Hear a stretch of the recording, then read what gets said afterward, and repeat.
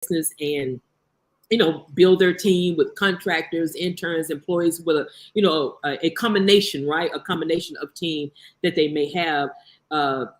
Finding that top talent can be very challenging, can be very frustrating, can bring about some anxiety probably. So we want to kind of chat about that, and then we're going to share with you about joining us for our People First Summit that's coming up in August. So with that being said, I kind of jumped in and didn't introduce myself, but just want to kind of give you a brief overview of why we're here. But I am Delmar Johnson. I'm the founder of the brand's HR Brain for Hire and ExpandHR.co, and I work with small business owners like you who will be watching this live or in the replay to help you get out of your own way so you can transition from being just the talent in your business to being the leader and CEO of your business, helping you build teams, build your culture, build your processes and systems so you can become compliant and not complacent on your way to being a small business employer of choice. So that's my spiel, and I'm gonna send it over to Lisa, and then Lisa will send it to Nika. All righty. Well, thanks, Delmar.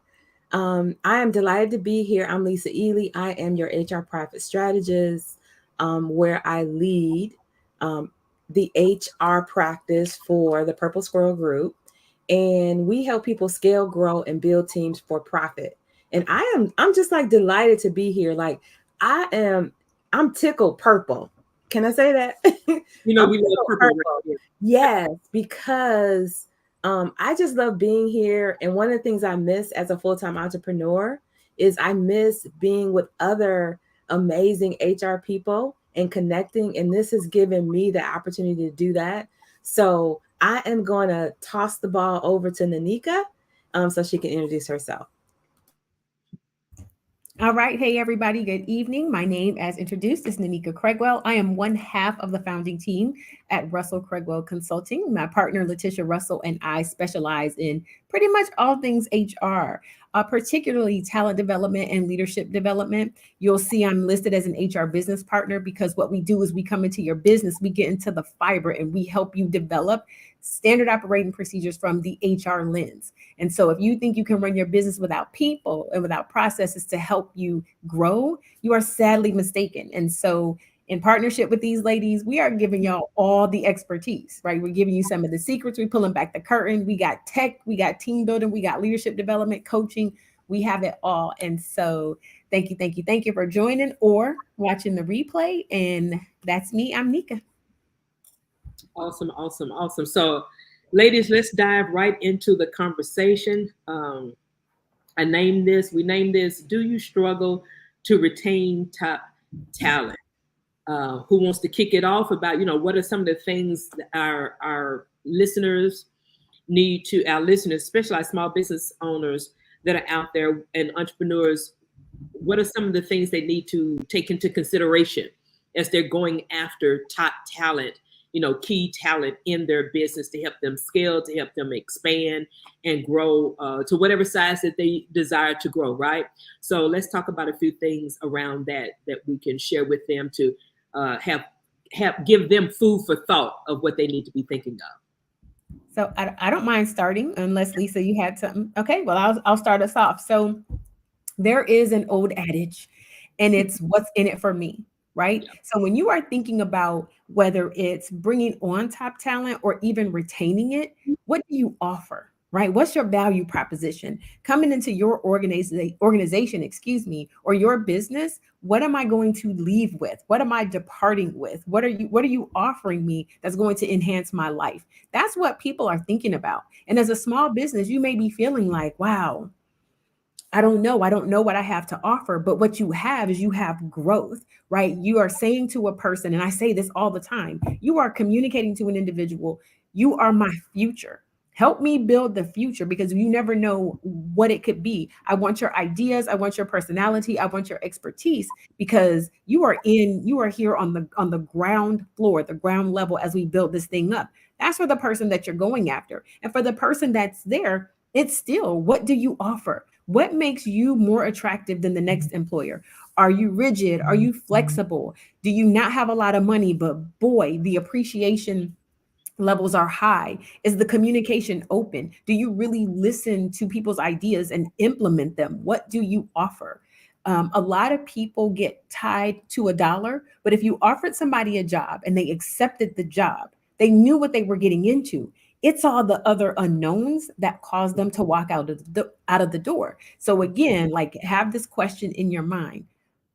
What do you offer and why should people stay with you? And if you can't answer those questions, then it will be increasingly more difficult for you to hold on to top talent or to hold on to any talent because let's face it, like people aren't as loyal as they were back in the day. And the minute I find something that's better, or the minute somebody can even tell me why they're better, when you can't tell them what you offer, then, right? Deuces, sayonara, I'm out, all the things. And so I'm going to stop there because that's the big one for me is like, what do you offer? Be able to communicate that to somebody. So that's my nickel feedback. Well, that's a way to get things kicked off, Nanika. Lisa, what you got? Yeah, so I think that's good. What do you offer for sure? And just to piggyback on that, Nanika, I appreciate that. It's more, we call it total remuneration, and I'm gonna break down what that is. So that's the benefits, that's the perks. It could be like lunch, it could be all kinds of things. It could be just the fact that people have more flexibility, right? So we know we're living in times now where people are hybrid, right? Why not keep people hybrid?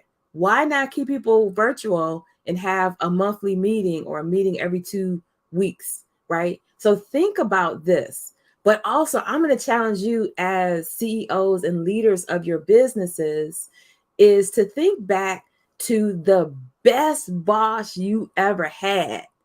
How was that environment, right? What did you love about it, right? What was a detractor in the environment? And really design that, but also design a stay program, I will say, so that it is applicable to your business, right? That you are literally rewarding people for the values that make you money, right? Because for me, HR and the people is about profit. So if I'm going to adopt a system, a solution, a process to retain my talent, then guess what? It's going to be profit based. They going to make money and I'm going to make money. So let's keep going. I'm going to toss up because it's basketball season. The next time I come on, I'm gonna have a basketball or something in my hand, a baseball. I don't know, but I'm gonna toss it over to Delmar. Most definitely. So what you and Nanika said were very valuable and definitely hit those points that our listeners need to understand. And then I also want to throw in not only what Nika and Lisa shared with us, but also think about things like, what kind of career opportunities would you be able to offer somebody that comes in your business? That's retention thinking. All right, that's retention thinking. What are the things that could be potentially very enticing for that person? It's like not only the compensation that you're offering, opportunities, things like that, but it's like what are the particular opportunities around them being able to grow and develop in their career with you? Professional development, those kind of things. Is something else I had written down. And then what also attracts top talent is being very clear about what your culture is. What are those core values that drive you that would be attractive? Are there incentives that you offer that may not be, that doesn't, like Nika said, doesn't have to cost you all your budget, doesn't have to always cost a lot of money or anything, but being able to look at different incentives that are non-monetary as well as monetary. You kind of balance that out, and what would be attractive to, what's going on, because of how the market is going right now, you really, really, really, really have to think about what it is that you're going to offer them, because it has to be more than a paycheck. It has to be more than a paycheck. That used to be probably a driving force, back in the day, if you will, several years ago. But now, because there are so many options and where people can go to, apply their skill set, apply their knowledge base, their talent in a business. It's like, what can you do as a small business? As a small business owner, maybe you are a small business owner that has, mid 6 figures, 7 figures, and 8 figures, but you're still having difficulty, retaining top talent. Go back and review what is it that seems to be working well to get them into the door, but what are you doing and what do you have in place to keep them there? Because a lot of times what got them in the door won't necessarily keep them there. And we're all saying the same thing. We may just be saying it in different ways. But we're saying, what is it that you're going to be offering that person that's really coming to the table with the kind of skill set, knowledge base, background that would be a value add to your business. But they need to understand that they are a value add to your business. All right, with what you're offering them. So it can be a combination of things, but it cannot just be about a paycheck. So ladies, come off of mute. Come on, let's have a conversation. So I want to add something to that, kind of, because like you said, I think we're providing similar points, different perspectives, how we see it, different experiences. But as you were both speaking, I kind of jotted down things because, as always, I need my glasses. I need my pen and paper. And so we talked about incentives. We talked about what you offer. We talked about career. And Delmar, what I took from what you were saying is not just the career, but the progression. So you're going to start me here, but 1 or 2 years from now, what does that look like? And for some people, their growth is exponential. So 6 months, 9 months, 12 months, what does that look like? So it's not just about how you hired me today, but how you intend for me to progress through your organization. Because one of the points I made was, you are my future, and this is what my future looks like. And in order to be a successful business or to have a successful business model, you can't look today or you can't look tomorrow like you look today. And so one of the things that I wanted to add when I heard Lisa drop remuneration and you were talking about these other incentives, and it can't just be about a paycheck, I want to make sure we remind people to keep their word, right? So if you've brought me in and you're talking about the different things, you're talking about the flexibility, you are talking about the perks, the incentives, you're talking about the career progression, don't let me down, right? Make sure you have that built out. Don't make empty promises. Like, there's so many cliches that go with it, but at the end of the day, it's keep your word. If you said that I was going to start working for you and for a month you needed me in the office, and then after that I could work from home 4 days a week, don't back down, right? Now, if there's something that happens and you have to back off of that, then I think one of the things I mentioned was communication. Let me know that, because if this is going to change because you feel differently about me today than you did back then, we need to have that conversation. And so I want you all to also be equipped, be prepared.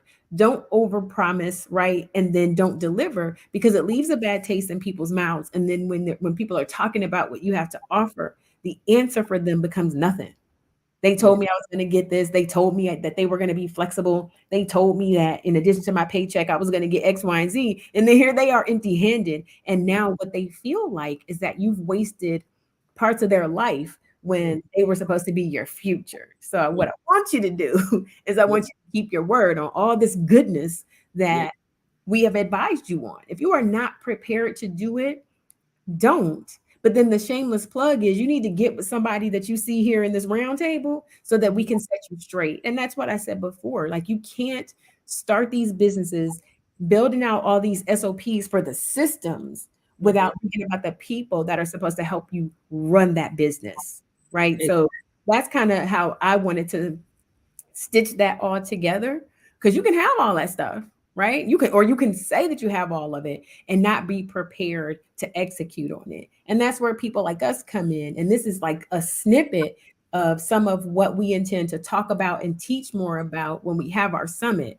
And I just have to be really honest about that, because we can sit here, we can drop these nuggets, you can go try to figure out how to do it on your own. But what we're advising you to do is not do that. So that is exactly. And that's exactly why we're here. It's like go to peoplefirstsummit.com. Since this is where we are, we just wanted to give you a snippet, like Nika said, about what it is that we're going to be talking about at the summit. We want you to be in the room and get equipped. And CEOs should be getting equipped. You should be getting equipped to be the CEO that you want to be, that you're growing into, because it's all evolving, right? We're all evolving. But get in the room where the answer, listen, this is a funny statement. Get in the room where the answer resides. Y'all remember that old commercial about that guy that came out at the car dealership? That's where that phrase came from, that reside. It's like, get in the room where the answers reside. Don't just that, but I like it. Yeah. Get in the room where the answer resides. It's like you can Google just so much. All right. Because I mean, Google is our friend. Okay. When it's used properly. But you have to understand, it's like, okay, things that are on Google don't always, give the full picture, give the full answer, give the full picture. And those of us here who have, 30, 40, 50 years of HR experience combined among the four of us, it's like, if I don't know the answer, guess what? Lisa, listen, let me run this past you real quick. You don't know either, Lisa. Wait, Nika, Letitia. This is what we're trying to do. You know what I mean? You have resources. We are resources even among ourselves, all right, to get you the answer. So we want you to be in the room at peoplefirstsummit.com. The early bird is still going on. Everybody, who doesn't like an early bird ticket? I do. An early bird ticket is still going on. $397. $397 for something that could change the trajectory of your business, literally. Can change the trajectory of your business. Early bird is going off in a couple of weeks, but so we're talking about it now. $397 is early bird, and everyone likes an early bird ticket.